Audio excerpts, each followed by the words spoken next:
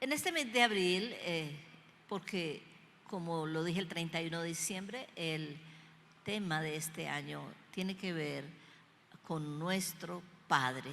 Este es el año del Padre.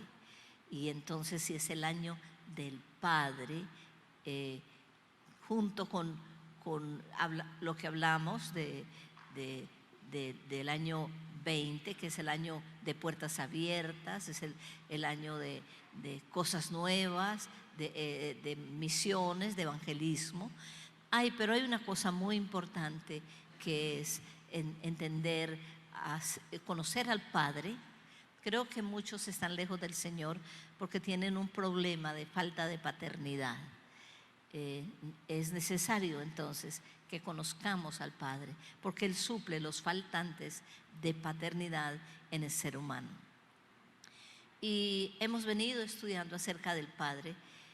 Creo firmemente que muchas de las cosas que pasan en el mundo, las rebeliones, la falta de identidad, tiene que ver con la carencia de la verdadera paternidad.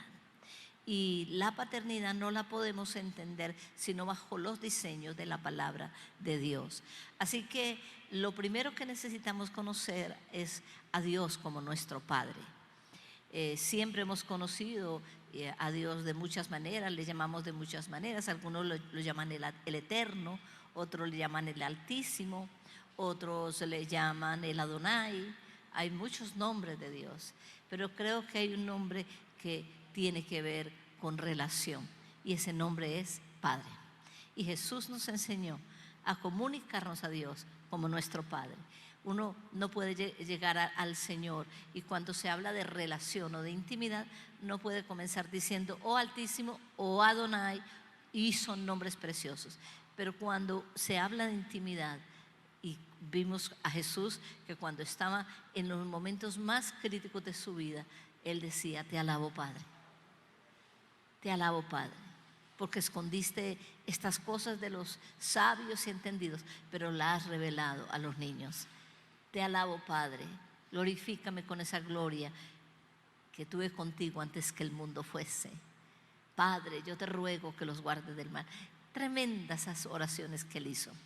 Entonces, hemos estado compartiendo acerca de la paternidad de Dios, y en el primer mes hablamos acerca de las bendiciones del Padre. El segundo mes hablamos acerca de conociendo al Padre, y hemos venido hablando de temas muy importantes. En el mes de marzo hablamos de la genética del Padre, y en este mes de abril hoy comienzo a compartir acerca de nuestra relación con el Padre. Bueno, estamos en un tiempo donde estamos terminando una semana que se llama, entre comillas, Semana Santa. Y en este tiempo en que muchos la celebran, si se celebrara como debe ser, sería una recordación, es una invitación a recordar, a hacer reflexión acerca de la crucifixión, muerte y resurrección de nuestro Señor Jesucristo. Pero el hombre en general, la humanidad en general, ha perdido el entendimiento del verdadero significado de la Semana Santa, así es que la celebramos.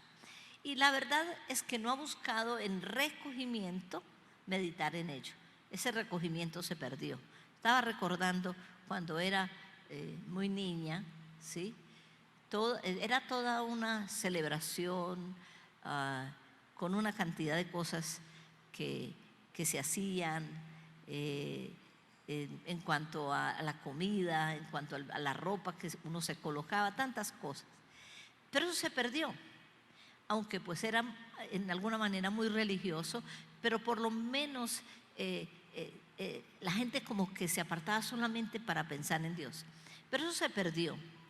Aunque pues la verdad, y si vamos a hablar claro, ese entendimiento o esa celebración de la Semana Santa debe hacerse todo el tiempo, porque Jesús realizó una obra que nos afecta y beneficia no solo en una semana, sino todos los días de nuestra vida. Así que si vamos a celebrarlo, tendríamos que hacerlo siempre, debemos hacerlo siempre.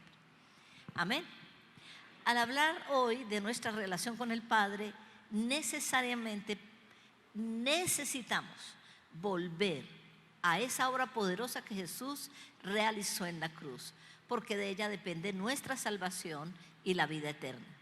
Pero también esa obra de la cruz, es la base para una relación con el Padre estable, profunda y permanente, que no puede estar condicionada por nuestras emociones o las circunstancias que nos rodean o las circunstancias adversas que muchas veces nos hacen fluctuar, dudar del amor de Dios y hasta negar su presencia y su bondad. Cuando nuestro conocimiento de Dios no está solamente limitado a lo que sentimos o vemos, sino a lo que Dios hizo, entonces esa relación puede ser mucho más estable. En esta mañana entonces entraremos a conocer 3 fundamentos de esa obra poderosa de la cruz que harán que crezcamos en una relación estrecha y fructífera con nuestro Padre Celestial. Lo primero, vamos a hablar de la obra de redención. Esta es la primera y poderosa obra ejecutada por Jesús en la cruz del Calvario. A través de esta obra de redención, el hombre fue libertado de la esclavitud del pecado y de Satanás. Jesús pagó el precio del rescate del hombre, muriendo en su lugar. Esa obra fue terminada totalmente. Es por eso que Jesús en la cruz, la última palabra que él exclama en la cruz es consumado es. Y eso quiere decir, está terminada totalmente. Por tanto, el hombre no puede añadir a esa obra. Esto lo dice Hebreos 9:26 y también el Hebreos 10:12. Dice así: de otra manera le hubiera sido necesario padecer muchas veces desde el principio del mundo. Pero ahora, en la consumación de los siglos, se presentó una vez para siempre por el sacrificio de sí mismo para quitar de en medio el pecado.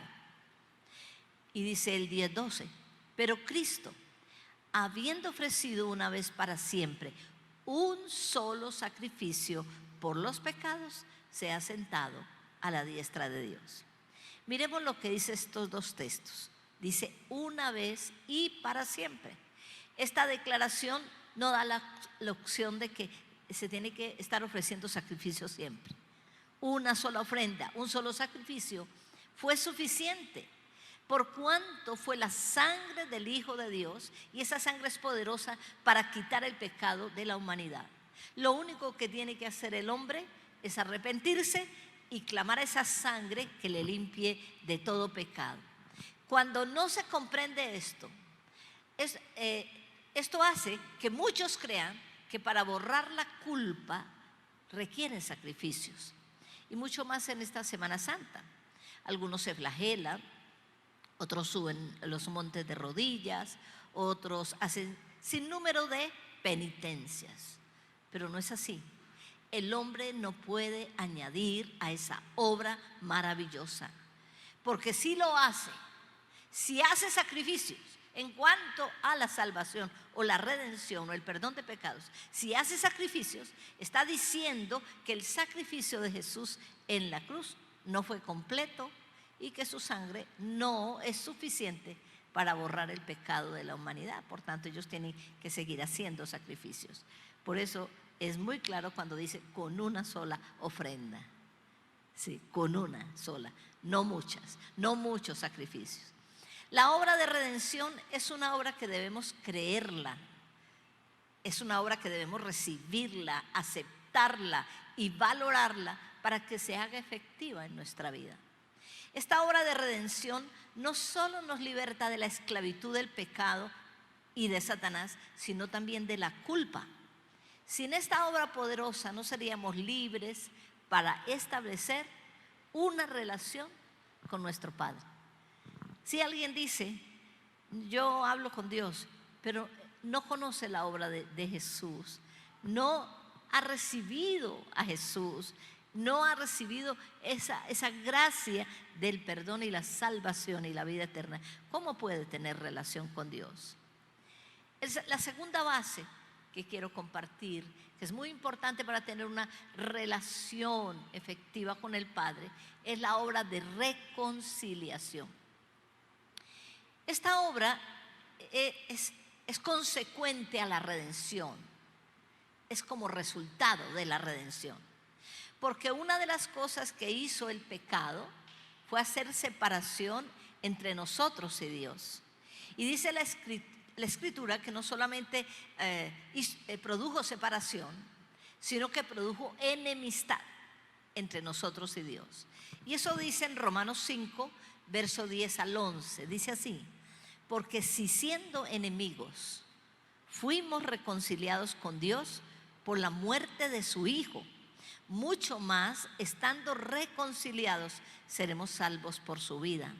Y no solo esto, sino que también nos gloriamos en Dios por el Señor Jesucristo, por quien hemos recibido ahora la reconciliación. En el diseño del cielo, escuchemos esto, en el diseño del cielo, la reconciliación procede al perdón. Una vez que Dios nos perdonó en Cristo, inmediatamente Él restauró la amistad. No hace como muchos hacen, ok, te perdono, pero lejitos, por favor. Pero no hizo eso Dios. Él nos perdonó, pero inmediatamente nos reconcilió. La reconciliación termina con la enemistad y restaura la amistad. Por tanto, no puede haber amistad si no hay perdón. En el libro de Job 22, 21 dice algo muy interesante: vuelve ahora en amistad con Él y tendrás paz, y por ello te vendrá bien. La reconciliación consiste en quitar las barreras de separación. La reconciliación tiene que ver con acortar distancias y entrar en comunión. La reconciliación está comprometida con la restauración y la restitución. Estas disciplinas, la restauración y la restitución, son parte de la reconciliación. La restauración tiene que ver con sanar heridas y la restitución tiene que ver con recuperar lo que se perdió. Entonces, estas cosas son parte de la reconciliación. La reconciliación es el comienzo de una relación, y una relación conlleva a crecer en el conocimiento mutuo. Y para tener conocimiento mutuo no puede haber barreras de separación. Para tener conocimiento mutuo no puede haber distancias, hay que acortar distancias. Para tener un conocimiento en libertad, un conocimiento mutuo de Dios o la otra persona, entonces se hace muy necesario la restauración y la restitución. Jesús le dijo a sus discípulos, y hay otra cosa, en la reconciliación, entonces, como estaba diciendo yo, se restaura la amistad. Pero en la reconciliación también se entra en compromiso, porque cuando yo tengo un amigo, también estoy comprometido con él. Eso fue lo que Jesús le dijo a los discípulos en San Juan 15, 14. Él les dijo lo siguiente: vosotros sois mis amigos si hacéis lo que yo os mando. Vosotros sois mis amigos si hacéis lo que yo os mando. Es decir, que la reconciliación tiene que ver con compromiso. Y voy a la última, en esta mañana, a hablar de la tercera cosa que es muy importante para la relación con Dios. Como digo, la primera es la obra de redención, porque con ella Dios nos libertó, nos sacó de la esclavitud y nos trajo a Él. La obra de reconciliación, restauración de la amistad, ¿sí? Reconciliación, en todo el ámbito, cortar distancias, romper barreras de separación. Pero lo tercero, la obra de resurrección. La resurrección es una obra inherente a la redención. No puedo hablar de redención sin resurrección. Y es una obra también que es inherente al nuevo nacimiento, porque Dios nos dio vida cuando estábamos muertos en delitos y pecados. La obra de resurrección es una obra de identificación. ¿Por qué razón? Porque cuando cada uno de nosotros estábamos en Cristo, cuando Él estaba en la cruz, cada uno de nosotros estábamos en Él. Eso se llama identificación. ¿Por qué razón estábamos en Él? Porque Él tomó nuestro lugar. Es decir, ¿quién debía estar en la cruz muriendo? Era yo, pero Él tomó mi lugar. Entonces lo que quiere decir es que cuando Él murió yo estaba en Él, porque Él estaba muriendo en mi lugar. Entonces Él tomó mi lugar y entonces allí en la cruz Dios cargó en Él el pecado de todos nosotros. Miremos esto, está ratificado en Efesios capítulo 2, verso 4 al 6. Dice así: pero Dios, que es rico en misericordia, por su grande amor con que nos amó, aun estando nosotros muertos en pecados, nos dio vida juntamente, esa identificación es, nos dio vida juntamente con Cristo. Por gracia sois salvos, redención. Y juntamente con Él nos resucitó. Y asimismo nos hizo sentar en los lugares celestiales. Juntamente con Él morimos. Juntamente con Él nos dio vida. Juntamente con Él nos resucitó. Y juntamente con Él nos hizo sentar en los lugares celestiales. Esto es algo espiritual. La nueva vida tiene que ver con resurrección. Sin resurrección estaríamos muertos espiritualmente. La primera resurrección que ocurre en el creyente es una resurrección espiritual. Luego está la promesa de una resurrección física al final de los tiempos. Pero en nosotros hubo una resurrección. Pasamos de muerte a vida. Eso es resurrección. Y ahora, entonces, Dios nos ha resucitado con Él. Por tanto, somos llamados a vivir una vida resucitada. Y la vida resucitada tiene que ver con posición. Nos resucitó. Estamos ¿en qué posición? De muerte. ¿Dónde nos colocó? Nos levantó a la vida, nos dio una posición de muerte a vida.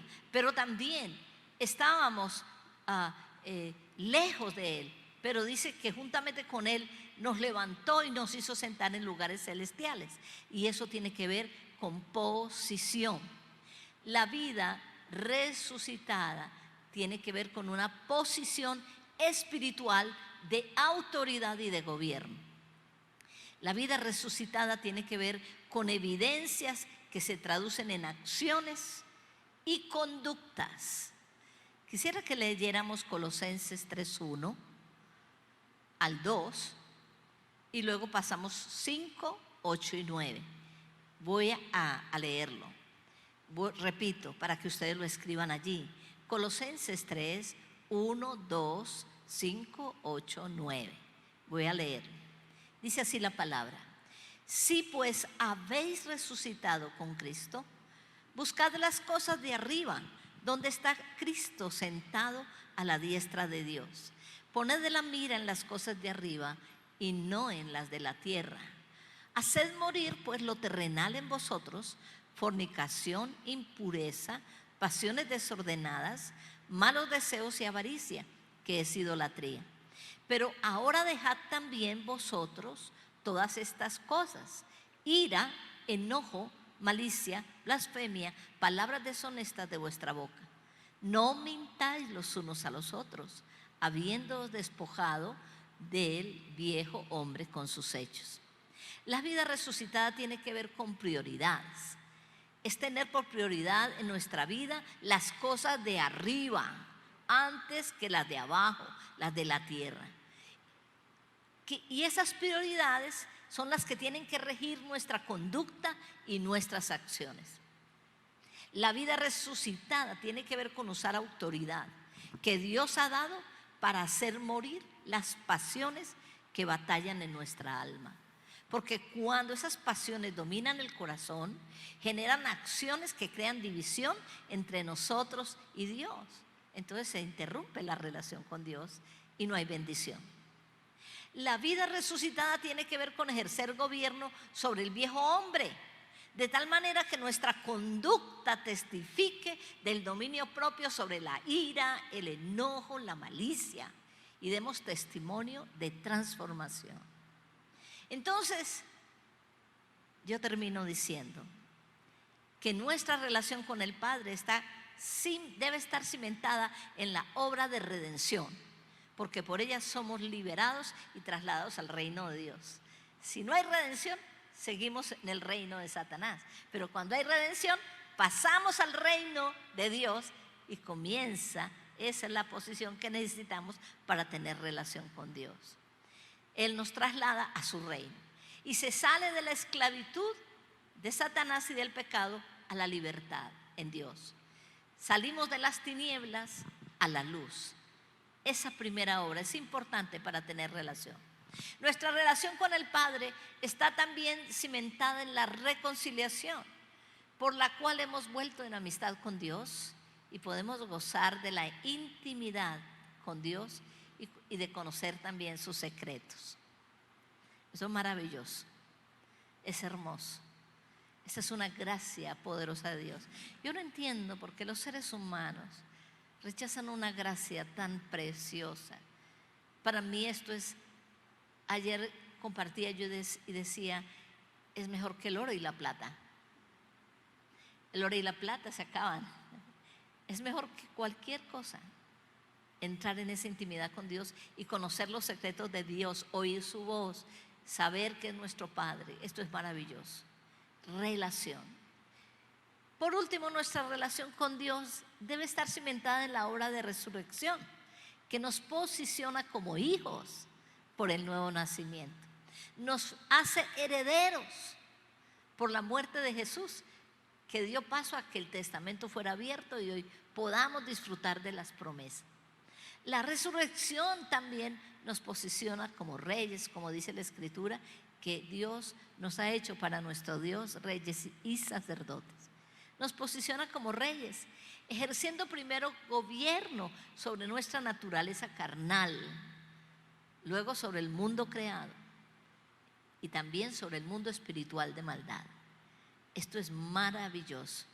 Entonces, iglesia, la relación con Dios no es algo meramente emocional. Primero está esta base de la obra poderosa de Dios en nuestras vidas.